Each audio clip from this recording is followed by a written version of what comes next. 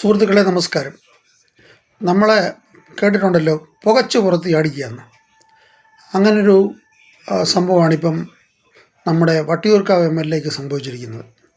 Vattiyoorkavu MLA Prashant അവിടുത്തെ കോർപ്പറേറ്ററുടെ office കയ്യേറിയെന്ന് പറയാനൊക്കത്തില്ല. കാര്യം corporation ഭരിച്ചുകൊണ്ടിരുന്ന Marxist പാർട്ടിയാണ്.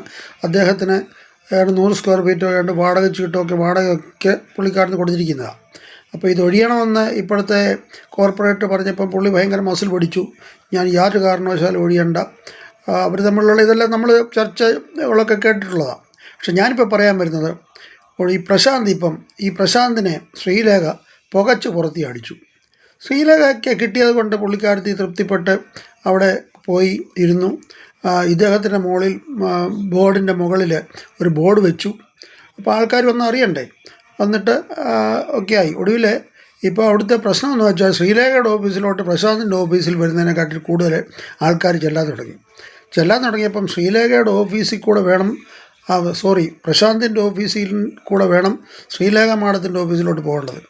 അപ്പോഴത്തേനെ ഈ പ്രശാന്തിൻ്റെ ഓഫീസിൻ്റെ ആൾക്കാർ തന്നെ വേണം ഇവരെ വഴി കാട്ടി അവിടെ കൊണ്ടാക്കുകയൊക്കെ ചെയ്യണ്ടേ. ഒടുവിൽ ഇവർക്ക് രണ്ടുപേർക്കും ശ്രീലേഖ മാഡത്തിൻ്റെ അവിടെ ചെല്ലുമ്പോഴത്തേനും പ്രശാന്തിൻ്റെ ഓഫീസിൽ വരുന്നവരൊക്കെ ആരൊക്കെയാണ് വരുന്നത്, അവിടെ പറയുന്ന കാര്യങ്ങൾ എന്തുവാ, അങ്ങോട്ടും ഇങ്ങോട്ടും ഒരു രഹസ്യവും രണ്ടു കൂട്ടർക്കും ഇല്ലാതായി. അതോടുകൂടി പ്രശാന്ത് തന്നെ അടിയറവ് പറഞ്ഞു, ഞാനിവിടുന്ന് പോവുക എന്ന്. ഇത് നേരത്തെ അറിയാവുന്ന ഒരു കാര്യമല്ലയോ ഇങ്ങനെയൊക്കെ സംഭവിക്കുമെന്ന്. ശ്രീലേഖയോട് ഏറ്റുമുട്ടാൻ പോകേണ്ട ഒരു കാര്യവും ഇല്ലായിരുന്നു പ്രശാന്തിന്. പുള്ളിക്കാരനവിടെ ശബരിനാഥ് പറഞ്ഞ പോലെ MLA ഹോസ്റ്റലിൽ രണ്ട് റൂമുണ്ട്, വലിയ 2 റൂം, എല്ലാവിധ സൗകര്യങ്ങളുമുണ്ട്.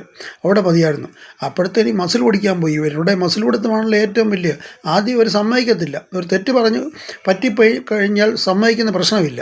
അവത്തെ പിടിച്ച് അത് ശരിയാക്കാൻ നോക്കും. ഒടുവിൽ ശ്രീലേഖ മാഡം പ്രശാന്തിനെ പുകച്ചു പുറത്ത് ചാടിച്ചു എന്നാണ് ഇപ്പം വിവരം കിട്ടുന്നത്.